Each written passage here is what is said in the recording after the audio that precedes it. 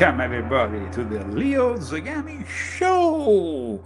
20 years of Illuminati Confession Special Edition, Illuminati News. Here we are today, a very interesting and rather captivating show.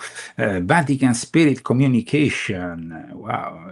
Are they into Spiritism? Well, we're going to be talking about that. We're going to be talking about also the mysterious invention of Father Ernetti, this monk which was born in Rocca Santo Stefano, just a few miles from where I used to live, there in Subiaco, a monk who created the Chronovisor. And what is the Chronovisor? We're going to be talking about it today. In the meantime, let me thank our sponsors which make this wonderful podcast possible. By the way, we are about to publish a new book, and it's going to be a very, very, very important book, one of my most important books, and one of the few books I've dedicated to a specific topic. I've done it in the past with Invisible Master, but this time I'm really expanding on something different here. So let me tell you the title of my upcoming book, which is coming out in, let's say, a week, maximum 10 days. I don't want to give an exact date, but it's going to be available before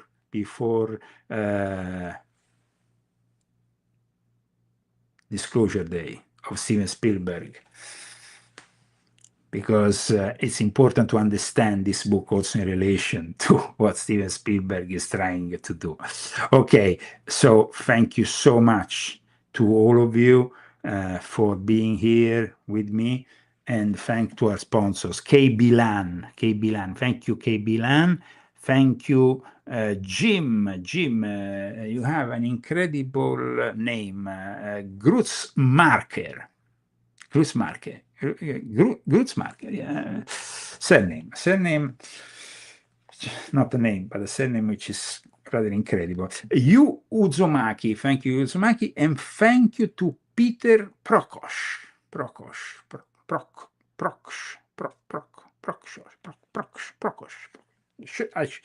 Okay, if I'm butchering your surnames, please write me a mail so maybe we can get it right.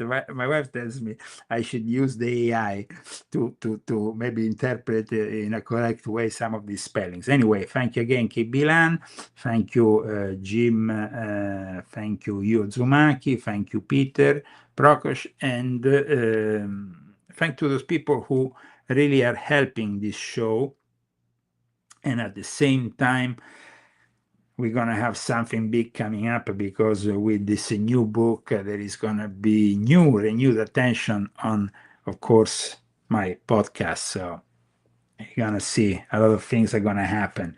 Anyway, share this video, put like, subscribe.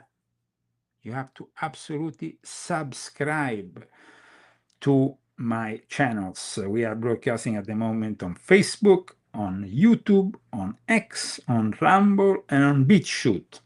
We are no longer on Band of Video, as Band of Video no longer exists. That's unfortunate, but that's what happened recently. So let me talk a little bit, first of all, about a couple of things that happened this week before we enter into the main topic of the day, because there has been some unusual things that have taken place this week that maybe need my commentary, let's say. First of all, this article on the New York Post, here we call it California Post, but it's always the good old New York Post, talks about a whistleblower that claims the CIA has used the DNA data from Ancestry and 23andMe, which are famous for collecting your, your saliva, for then, building a connection with all your various relatives, maybe people you never heard of who share the same DNA and so on. Now, apparently, this kind of data has been used in search for aliens. The problem which I have with this article, though, is the author of these affirmations is Gioriani. Now, Gioriani is a very ambiguous figure. I have had the possibility to encounter him within the intelligence community. Let's say that a guy who I know from the British intelligence once wanted to get me in contact with him, and so Jason Reza Gioriani is this really ambiguous figure that comes up with all kinds of outlandish claims. Some of them are actually accurate because he has, in reality, this gatekeeping function. The gatekeepers are present in today's reality, guys, and this is also a very important topic. He says that it was Lynn Buchanan that apparently alerted him. Giuliani claimed that he was alerted to this bug hunting initiative by Army veteran Lynn Buchanan. Now, Lynn Buchanan is not any kind of guy, but is the guy who, in The Man Who Stared at Goats, both the book as well as the film, he was interpreted by George Clooney. In fact, recently, there has been a lot of talk about Lynn Buchanan, who was part of the Stargate project, which we know started within both the CIA and the military intelligence, was developed, and then ultimately the CIA closed it. But the thing regarding Lynn Buchanan, latest assertions have kind of collected a lot of attention, especially because he has gone on this show with, I think, Jesse Michaels. And on this show with Jesse Michaels, he has talked about his own experiences, not only with the remote viewing, but also with, he's a former US Army intelligence operative, of course, just like it was portrayed in the movie. He basically has been all over the news these days for this statement regarding also his extraterrestrial encounters with a specific race, the mantid insectoid race, which, of course, he claimed to have had contact with. I mean, he is a genuine remote viewer. I mean, his credentials are absolutely serious, and so, I mean, most of what he says is absolutely correct, I mean, from his own perception, but he was there serving the United States, and he was involved in the remote viewing program. The remote viewing program was absolutely important in the development also later on of many other things. Anyway, today we are discussing the paranormal subject in relationship in relation to the Vatican in particular, and two religious figures that had an extraordinary experience that brought them to study communication with the dead. We know that when in the 1850s, after the Fox sisters started this whole frenzy, then Allan Kardec created the Spiritism. Immediately, the Catholic Church went after him and condemned any form, rightly so, because most of the time when you claim to be in contact with the dead, you are in contact with some demons. So, rightly so. But what happened that changed the idea of two very important people in the church was a direct experience they had that led to a series of organized factions of the church moving into the direction of spirit contact and the likes, which it's kind of unusual because you don't expect the Vatican to endorse spirit communication.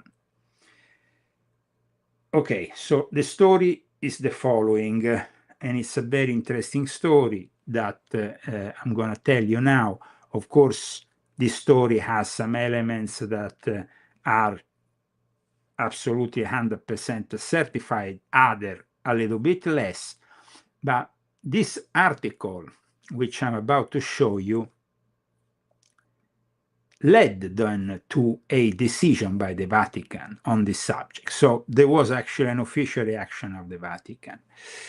This monk, Father Ernetti, who was a monk, invented a way to photograph our past.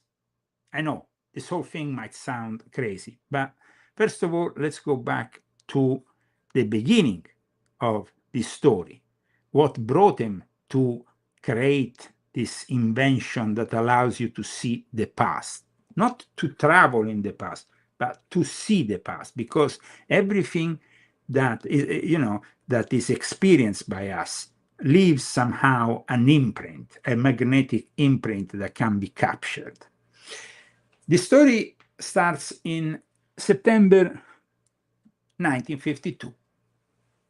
September 1952, the Pope in the Vatican was Pius XII.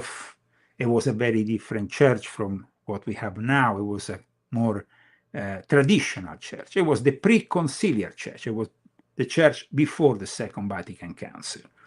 Father Pellegrino Ernetti was a Benedictine monk and an exorcist, but he was also a scientist, a respected physicist. And he was also a renewed musicologist. He was an expert on, on the Gregorian chants and all that.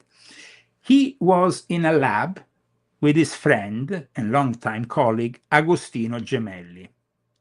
Very important that you understand who these characters are. Agostino Gemelli, I was born in the hospital dedicated to Agostino Gemelli. I was born in the Gemelli Hospital, which is the official church where the Pope, like the last Pope, goes, all the popes go. And like I said, Agostino Gemelli was the one that was together with Padre Ernetti that day when something really happened. He was, see, this is the guy, which I'm showing you, Agostino, a very grounded guy. This is a scientist. He actually was the guy who contested a lot of what happened with Padre Pio. So there was a little bit of a controversy. Let's see if they have the English language here. But okay, so Agostino Gemelli, a monk also, so Capuchin friar from the Franciscan order. While instead, I think that Padre Ernetti was a Benedictine monk. So from two different orders, but they collaborated because he was also the first rector of the University del Sacro Cuore of Milan, University of the Sacred Heart. Gemelli was a scientist. He was a physician and a psychologist. He ended up creating the hospital where I was born, the Gemelli University Hospital. So this is a brief history of the characters here involved in the story, because, guys, the story becomes a rather incredible story, and so you will have also a lot of people who have actually will have a difficulty in accepting the reality behind the story. So I wanted to make this premise because of that. Now, this is an article from The Guardian. It's an article that came out 20 years ago. It's an article, though, that talks about this whole thing. So, it says here, his gestures, his intonation, how powerful they were. What flights of oratory writes Father Pellegrino Ernetti, describing a speech by Marcus Tullius Cicero to the Roman Senate in 63 BC. Ernetti, who died in 1992, was a Benedictine monk, a respected historian of ancient music, author, physicist, and exorcist, but what makes his description of Cicero intriguing is that he claims to have witnessed it at first hand. Okay, we will continue with this article later on. Let's go into the experience that led to this experimentation that apparently involved some of the most brilliant minds of his era, including the guy who helped NASA get to the moon, hypothetically, theoretically, I don't know if they ever did, but von Braun, the famous Nazi scientist. Anyway, the experience started while these two people, Gemelli and Father Ernetti, were in a lab. They were in a lab with, you know, what they used to do, experimenting things. And what happened that led to the further invention of the Chronovisor, but also to Father Gemelli, also interest in spirit communication, which is rather incredible for such a pragmatic guy, is this. On September 15, 1952, the two people were working together on an harmonics project involving recordings of a Gregorian chant. During one session, the reel-to-reel tape recorder they were using kept eating the tape. It can happen. Everybody who, like me, has been involved into the music business in the old days, we had these reel-to-reels, they often screw up. And so it's something that keeps happening quite often at the time. Now it's all digital, it's a different kind of situation. Anyway, Gemelli was rather frustrated by this reel-to-reel that couldn't record this Gregorian chant. And I'm not talking here about some recording on an Enigma record, which they used to sample Gregorian chant. But let's say that kind of thing, okay? So Gemelli, frustrated by the situation, appealed to his dead father, said, Papa, aiutami. He said this in Italian, of course, because the two were talking Italian. Now, to the shock of these two priests, when the tape that was finally recording was played back, the voice of Father Ernetti, dead father, apparently could be heard saying to his son, "Oh, Zuccone, of course I'm gonna help you."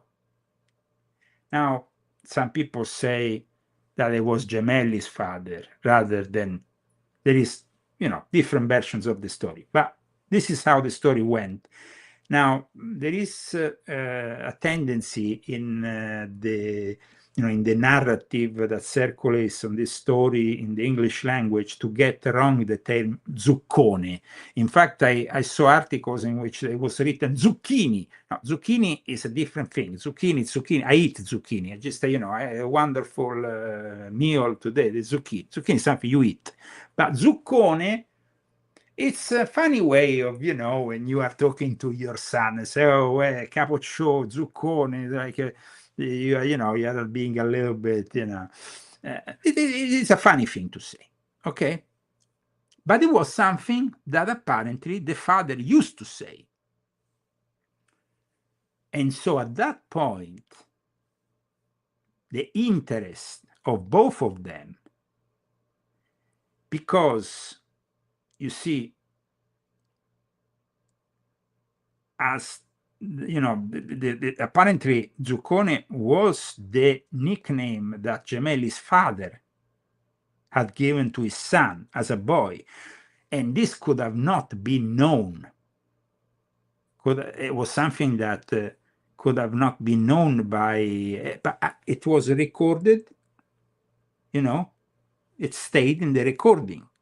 We know that this is something that, you know, has some precedence now, especially with people who have studied the paranormal, the whole thing about recording voices, using also certain devices, capturing these voices.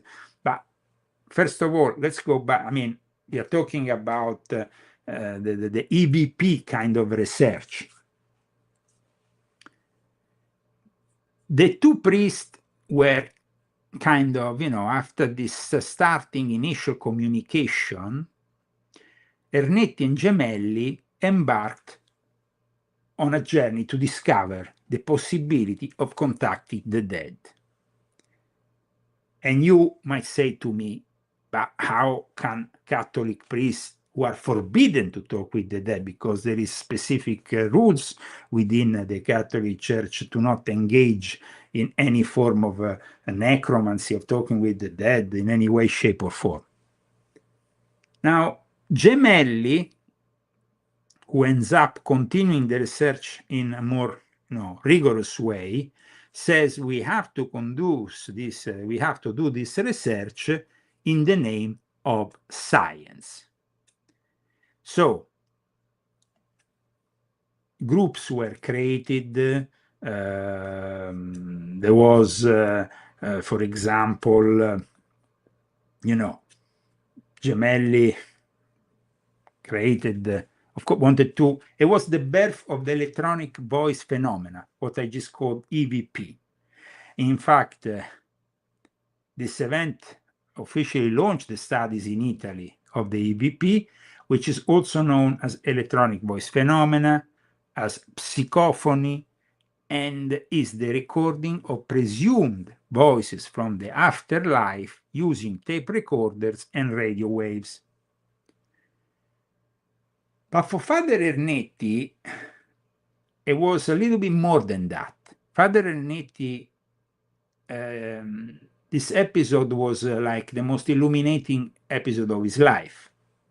If a recorder could capture the voice of a deceased person in the form of a residual energy trace, then for him it had to be possible to build a machine, the future Chronovisor, to capture the visual and sound waves of the past. So this is very important here, because now we are entering into the a little bit the paranormal zone here, and it's a very interesting story. I mean, definitely it might be a story that people might find totally out of order or totally not in line with the Catholic thinking, but there is evidence that both Father Ernetti and Father Gemelli from that point onwards started to work, each in their own way. Father Ernetti, though, eventually materialized the Chronovisor. So the direct link between Father Ernetti and Father Gemelli is this event that happened, some say on the 15th of September 1952, some say on the 17th. There is a little bit of a discrepancy there. And it happened inside the university's laboratory of experimental psychology, where the two were recording a Gregorian chant using a primitive wire recording. The wire kept breaking, but also the tape kept breaking.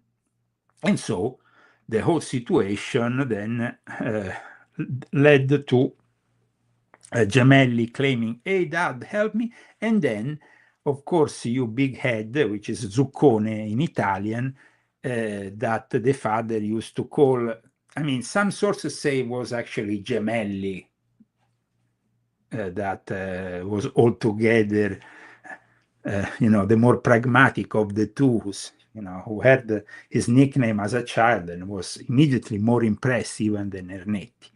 Anyway, after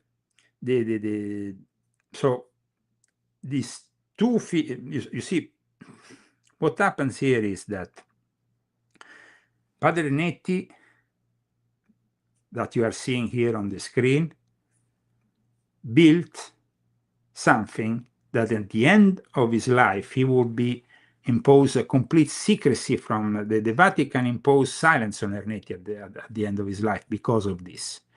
So there is some truth to it, despite the final retraction that in a way Ernetti was forced upon by the Vatican. But let me explain a little bit what happened and how this whole thing was built. What are we talking about here? The premise of the how was the Chronovisor built? Okay, so the Chronovisor. Father Ernetti devised this machine that transformed these leftovers energies that continue to roam through space. And according to the monk, to Father Ernetti, every spoken word and every action everybody does, every minute, every second of the day, emits sound and electromagnetic waves. This energy is not destroyed, but dispersed. Okay, so you need to, in some way, be able to photograph this, to have a machine. Ernetti explained the practical operation of the machine, which he claimed to have built in Venice. Yes, in Venice. And he didn't build it with anybody. He built it with two of the most eminent scientists. One was Enrico Fermi, and the other one was Werner von Braun. Now, let's make a summary of the principles that guide the Chronovisor. The Chronovisor operates on exactly the inverse principles of a cathodic tube TV. This is important. A camera converts visual scenes and sounds from the past into electromagnetic waves to transmit them for broadcasting. The Chronovisor does basically exactly the opposite of what a TV does by capturing the electromagnetic and acoustic waves already present in the environment rather than transmitting them like a TV. The fact that you transmit to the TV something, in this case, this is capturing something. So it's a little bit different. Here we're seeing the images of Padre Gemelli and, of course, of Padre Ernetti, Father Ernetti.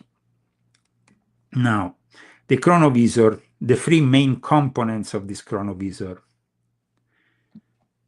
There is the device resembled, for those who have had the possibility to view it, and I actually met people who had a direct experience with Padre Ernetti about this whole thing, because Padre Ernetti was involved with the monastery of Santa Scholastica in Subiaco, because also of his publications and stuff that he was doing. He was a guy specialized in the study of ancient music, but also language.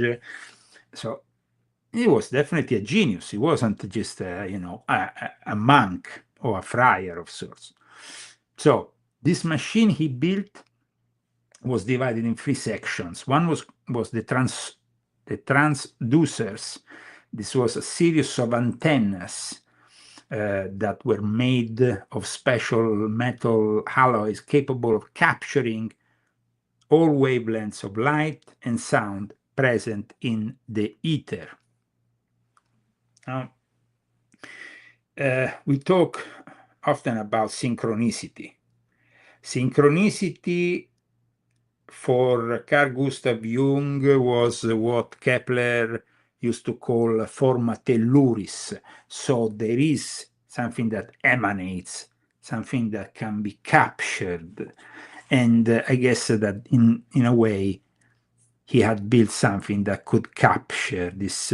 There was a frequency selector in this chronovisor, a tuning system that allowed you to set the desired spatial and temporal coordinates. So if you wanted to go back to the time of Jesus, of Napoleon, of whomever, you set up these temporal coordinates. It works similarly to a radio by turning the knobs. I mean, remember that we were in the 1950s when Father Pellegrino started to build this thing that ultimately was taken by the Vatican and never seen again.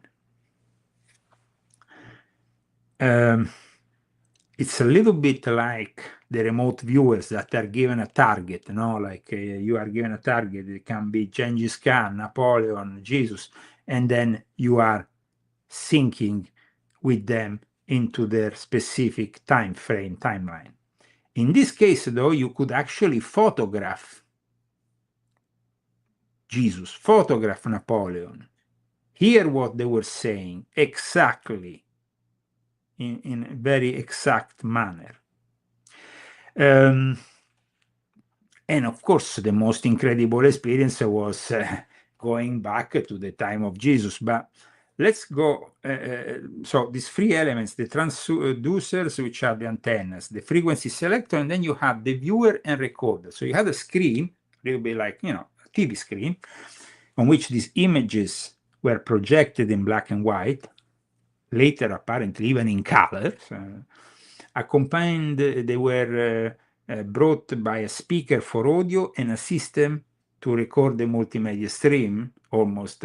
It was kind of very ahead of its time, what Father Pellegrino Ernetti was doing with this chronovisor. Now, we don't have ultimate confirmation that the whole thing was true, because Father Pellegrino Ernetti, like we will see, was eventually silenced. However, there are specific historical moments that he was involved with, that he observed thanks to the chronovisor.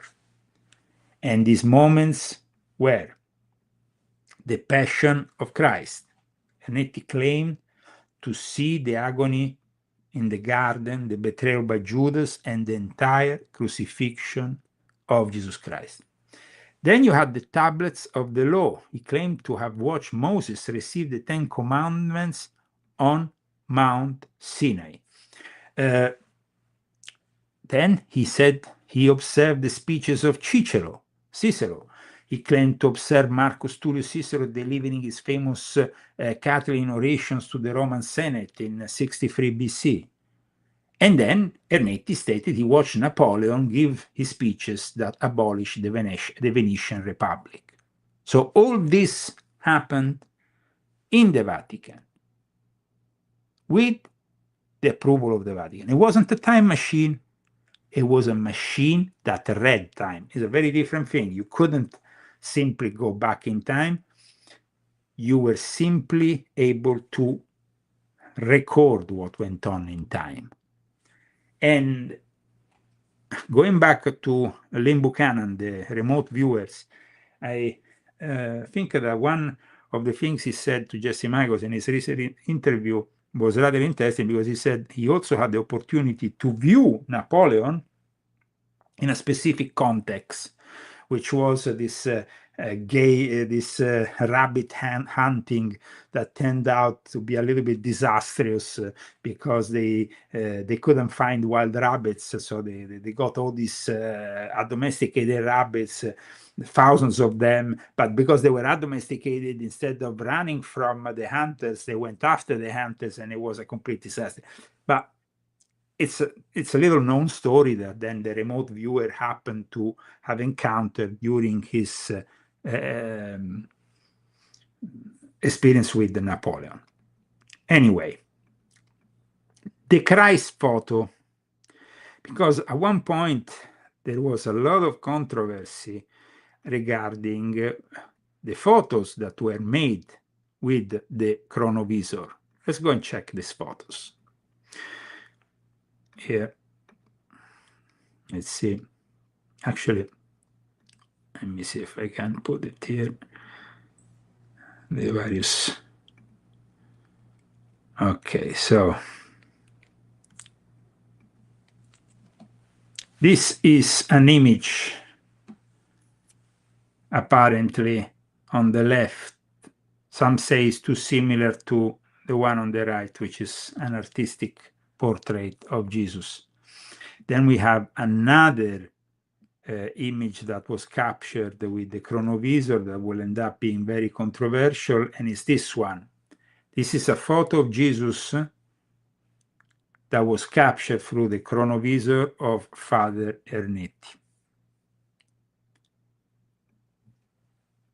So, these were some of the experiences done with the Chronovisor, but let's move on with our story.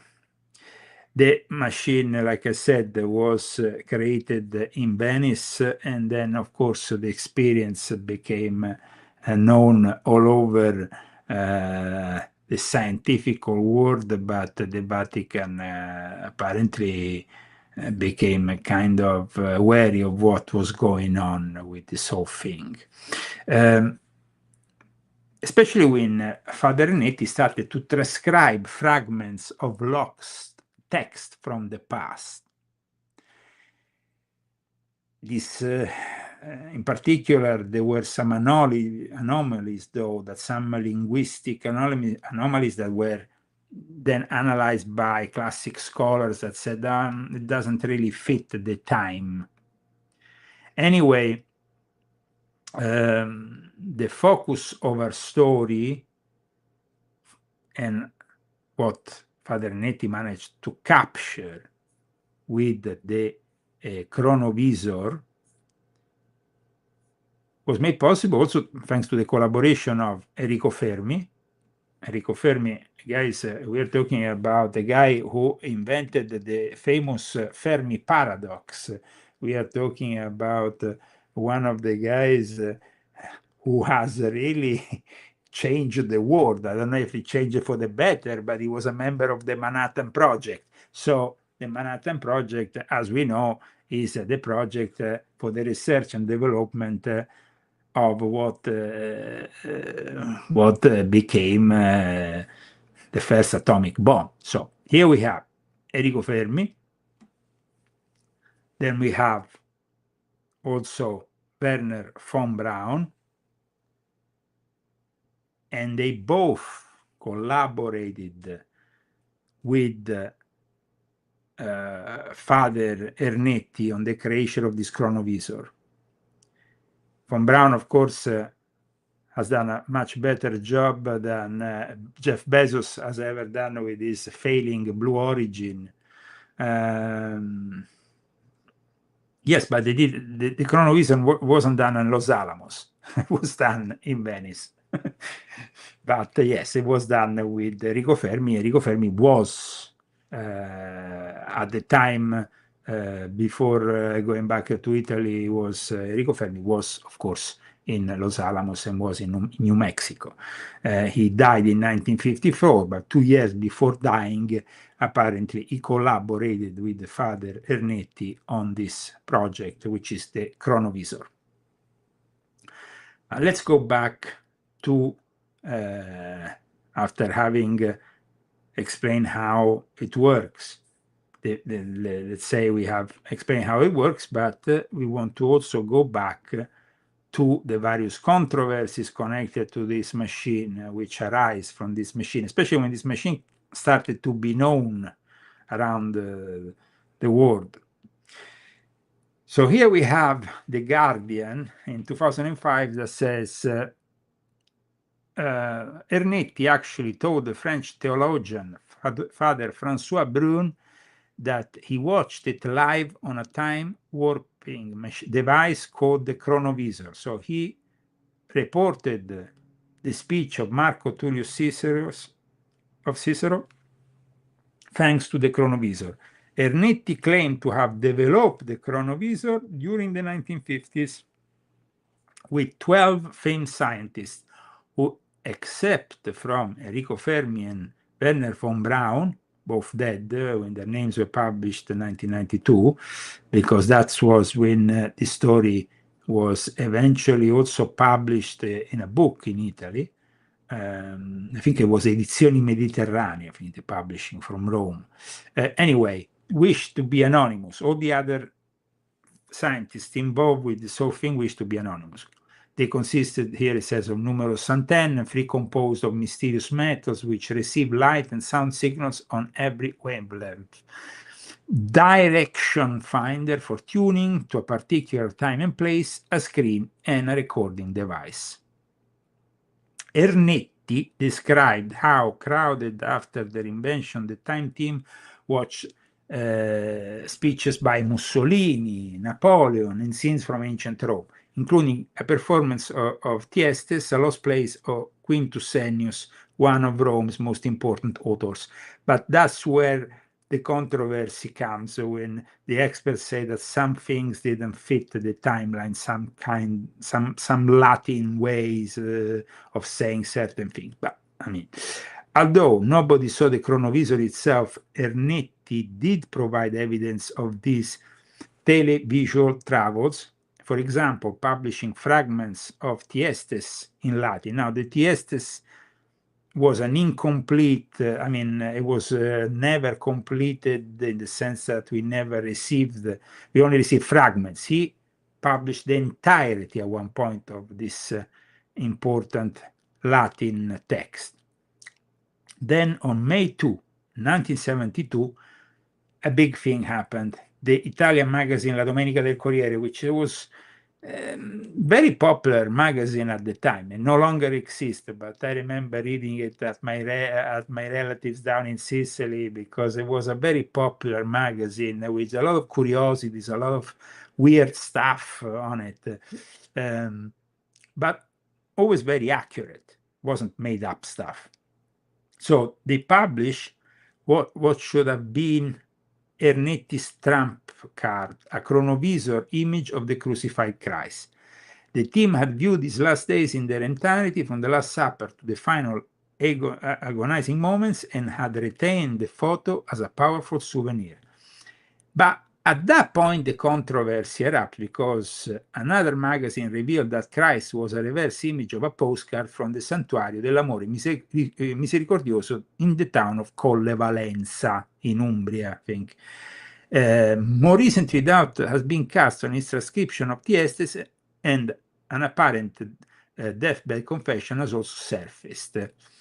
It is time to add Holyoxer to Ernetti's accomplishments. But is that really the case? Now let's go and debunk the debunker, because what happened is very interesting. You will expect, if this whole thing was a fraud, the Vatican to not react.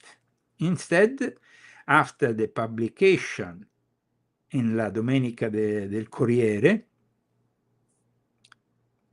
and the fact that this image they claim was a fake, the one on the left I'm talking about, not the one on the right, which is supposed to be, I think, the original. Anyway, a few days after the publication, the image was debunked, because they said that it was the postcard reproduced a real work of art, a wooden crucifix sculptured in 1931 by the Spanish artist Lorenzo Culó Valera.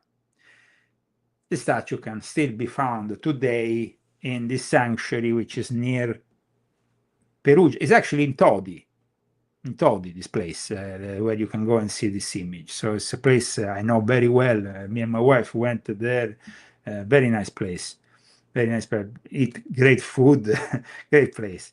Anyway, I have, all my book covers are actually made in Umbria by an artist from Perugia who now resides in Terni. So I'm very connected to Umbria. Umbria is in old times, it was part of the larger Tuscany, Grand Tuscany, then Granducato di Toscana. Then it became, of course, a separate region, but it is always in my heart because since I was a little kid, I always went there, and then I worked in Umbria many times with my work as a DJ and as a record producer. So I have many friends there, and I delivered presentations of all my books in Perugia.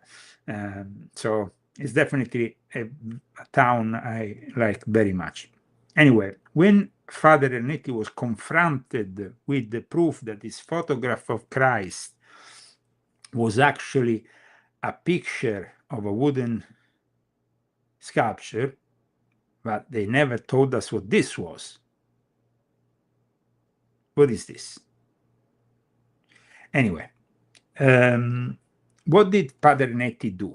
Padre Ernetti reacted saying that the Spanish sculptor who did the Color Valera, who carved the crucifix in 1931, received he did it through the visions of Madre Esperanta, who he argued had received these genuine visions of how Jesus looked. So the sculpture had captured the true face of Christ. That is how Father Ernetti answered. He didn't say it was a fake. He simply said they had a similar image because it was in some way, no? Now, the official reaction of the Vatican at this point. The Catholic Church, at this point, there was an official reaction. So let's talk about the official reaction of the Catholic Church, because up until the publication in 1972 on the Domenica del Corriere, let's say that the Vatican had maintained a relatively low profile on the whole thing.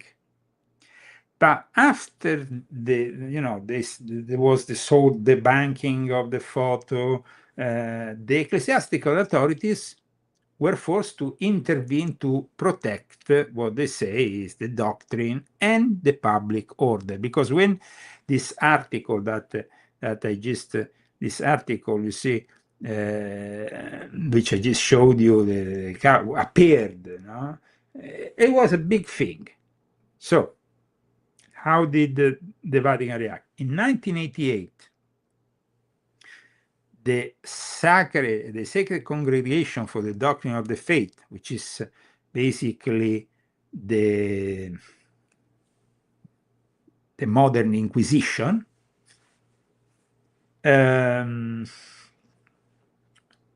they decided to issue a formal decree. Now, to issue a formal decree, it means that there must be something behind this whole thing.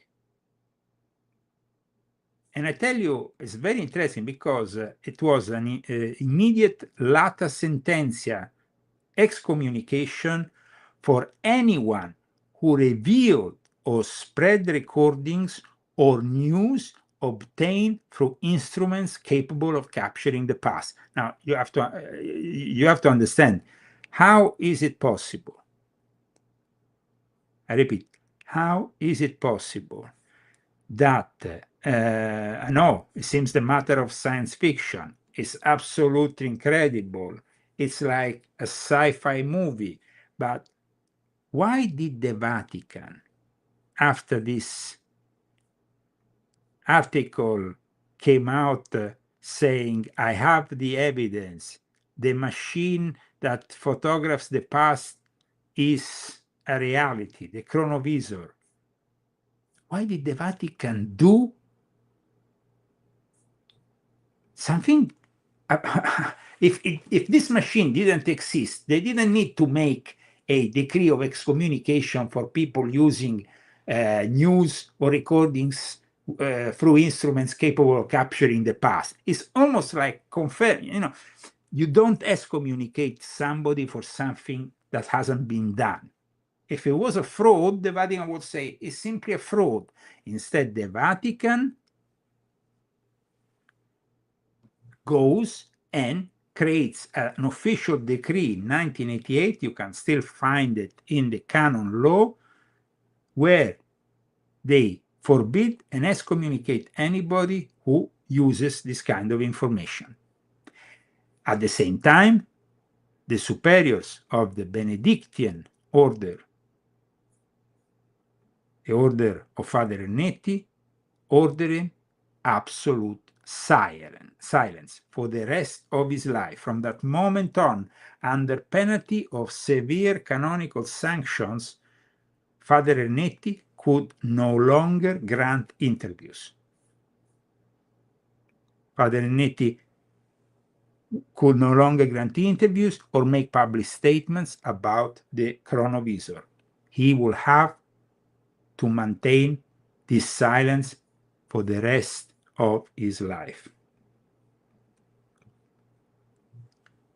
So, Father Ernetti spent the final years in his life in Venice, in this beautiful city of Venice, which he loved, because even if he came from Rocca Santo Stefano, which is 12 kilometers from Subiaco, I used to go to school with many people from Rocca Santo Stefano who used to tell me these stories about Father Ernetti. So I actually, 15 years ago, a guy called Augusto Micozzi, known as Augusto il Fornaro from Subiaco, one day comes to me and says, tells me, I have a document I found in Santa Scholastica that proves that the Chronovisor of Father Ernetti existed. He showed me this document. They actually sent it to me. I don't know. I have it in my archives in Italy. I wish I had it now. But this document found in the library of Santa Scholastica, which is a very important library of the church, with a tradition. It was the library, it was the place that published the second ever book in the world and the first one in Italy, because the German monks that published the first book in the world then brought the same technique in Italy, in Santa Scholastica. So Santa Scholastica is an historic place. Ratzinger went there before becoming Pope. Some very important texts are kept there rather than in the Vatican Apostolic Library or in the Vatican Archive. Now, Father Ernetti spent his final years of his life in Venice, and he died on April 8, 1994. Agostino Gemelli, who lived with him, that initial experience, because this whole thing started also with Father Agostino Gemelli, who was he was a very pragmatic individual. Gemelli died, unfortunately, a lot earlier, a long time earlier. He died in 1959. The will of Father Ernetti came out in 2002. The French essayist François Brun published a book revealing an alleged will that was given to one of Ernetti's nephews, a letter that claimed that on his deathbed he confessed the entire story of the Chronovisor, and everything else was a complete fabrication, but that was never something that came out of the Catholic Church of the Vatican. It came out from a guy in 2002, a French essayist, who claimed to have received from one of Ernetti's nephews without really providing evidence for his debunking claim. In the meantime, the story about the Chronovisor was becoming more and more popular. I want to show you before we end up today's broadcast, this is the actual project of the Chronovisor drawn by Father Ernetti. Here, let me show it. Here it is. Let me see if I can. Seems to be an issue with. Let me see if the issue is the format, but I don't think so. Some reason it wouldn't let me show you this. It's weird, guys, because I have it in front of me. Let's see if I can maybe use another. This is really weird. Okay, let me see if I can. Okay, here we are. This is the actual Chronovisor, and it's a sketch of Father Ernetti, his invention, and how it was put together, all the various elements that I described earlier.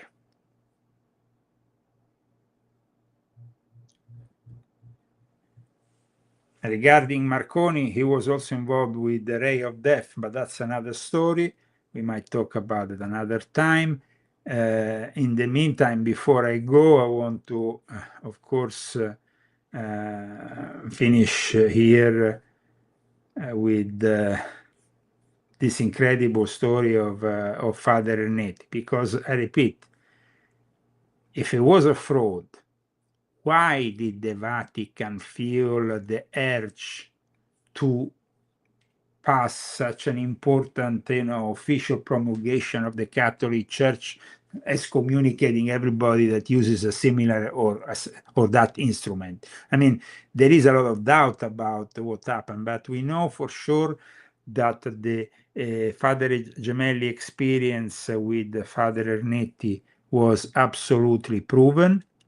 It's a real experience. The fact that they captured this voice of the dead in some way, it's not, and it's well known. I mean, you can go even on your AI and ask them, But the two were absolutely genuine about that experience. It says here, Father Agostino Gemelli and Father Pellegrino, two prominent Italian figures who lived intersecting in one, and then they talk the connection between the two priests peaks in September 1952 at the physics laboratory of the Catholic University of Milan. Father Ernetti was working with Father Gemelli to record Gregorian chants on a wire recorder. The wire kept snapping, frustrating Father Gemelli. Exasperated, Gemelli looked up and invoked his deceased father, and then the voice was recorded on the tape. Of course, I will help you. I am always with you. So this specific led to the creation, of course, of serious, rigorous scientific studies on the electric voice phenomena by Padre Gemelli, when instead Ernetti took his own experience and created with it the Chronovisor. There is, many years later, somebody called Father Andreas Resch. Father Andreas Resch will create the faculty of paranormology in the Vatican. But this is another story for another time. I want to thank all those people who today have made this show possible by purchasing my books. We heard a lot about the Jeffrey Epstein case recently. There has been actually this journalist who apparently has suffered attack from a magnetic attack. I'm going to show you what I'm talking about, because this is a rather incredible and fascinating story that very few people are reporting on. reporter who investigated Jeffrey Epstein is fleeing the US after alleged direct energy weapons attack. So this journalist claims and that was reported extensively on late financier and sex offender Jeffrey Epstein, notorious New Mexico ranch, says she's fleeing the country, claiming she was the victim of a direct energy weapon attack. Alisa Paldes Rodriguez, a former Boston Globe and Los Angeles Times reporter who later became a best-selling novelist, said she abruptly abandoned her New Mexico residence after suffering what she described as symptoms of the Havana syndrome, which I've discussed, by the way, extensively in volume 8 of my confession, which is a book I strongly suggest you get. Aside from, of course, the rise and fall of a Frankist monster, which is still very much a relevant book for the times we are living now. And I thank all of you who also give the right attention to volume 12 of my confession, which is the last book of my confession series, and it's really the most relevant because you are right on top of the pyramid where the old seeing eye is, to know all the secrets of the most powerful order of the Catholic Church, the Jesuits. So the history, secrets, societies, and the politics of the Jesuit New World Order and the Luciferian court. This is a very important book. Then I also suggest you purchase my wife's cookery book. Zegami Family Cookbook is a great way to transform your kitchen in a 5-star Italian restaurant. This book has been also left a lot of positive reviews because it's explained in a simple way, so you can actually become a great chef thanks to Christie's instructions, which are given a very defined and clear way. So you don't get confused. You have very clear instructions. You can build some great recipes, and you can do it in your home rather than giving a lot of money to restaurants, which these days are serving you with the stuff which is often quality is not really matching the price you're paying, because of course the cost of life is rising and the quality is going down. Okay, thank you again to KB Lan, Jim, yes, Grutzmarker, Yu Uzumaki, Peter Proksch. Thank you to our sponsors. You can help us with GoFundMe. You can also find my Cash App handle on leozagami.com. If you like this show, please subscribe to my channels and put like. We need to grow, guys. These channels are not growing. We need to grow because we are about to deliver the best information ever on how the Vatican is controlling the whole UFO, UAP disclosure. We are about to publish a book which is gonna be really something incredible. It's not because, I've written this book, because this book, guys, deserves your attention. The Vatican Top Secret Alien Agenda, Hidden Encounters, Forbidden Rituals, and Jesuit Astronomers in the Age of UFO Disclosure will be out in the second week of June, and you need to be the first one to read it, and you will thank me for it. Trust me. It's not like all this other stuff, all these charlatans, imposters, and puppeteers that, of course, are hiding you the truth.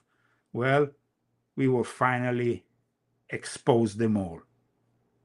Take care, guys. Have a great week. Illuminati want my mind, soul, and my body. Secret society, trying to keep it on.